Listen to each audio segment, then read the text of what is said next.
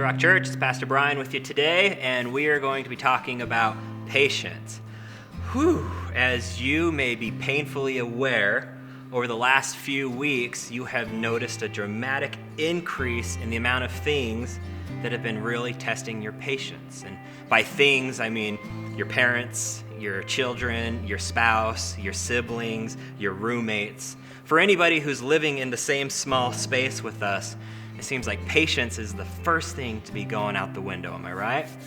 But in Galatians 5, the Apostle Paul mentions this spiritual truth that I believe sometimes can really easily escape from our minds. He talks about how the believer who is walking in the Spirit, who is being led by the Spirit, he mentions that there's this work that God is doing in the believer's life. We call them the fruits of the Spirit. You know them in Galatians 5, verse 22. The verse says, "The fruit of the Spirit is love, joy, peace, and you guessed it, patience."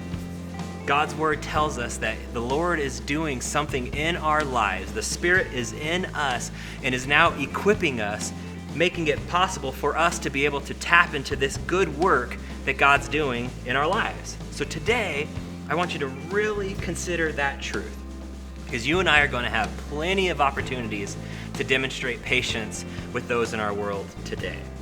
When something doesn't go exactly as the way that you expected, maybe you've been offended, maybe you're just angry at someone, maybe kiddos, your parents have told you to clean up after your younger siblings. Parents, maybe your children just keep disobeying over and over. Maybe you just keep getting interrupted at the dinner table. And all of those moments, it's an opportunity for you to ask God to supply you with more of His perfect patience.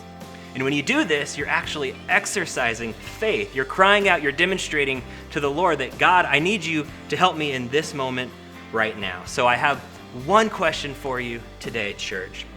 It's how are you going to extend?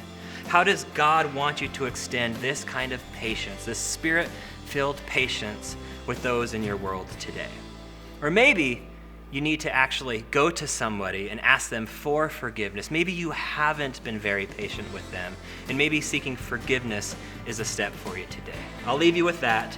May God display His perfect patience through you and towards all those in your world today. We love you, church. Have a good day.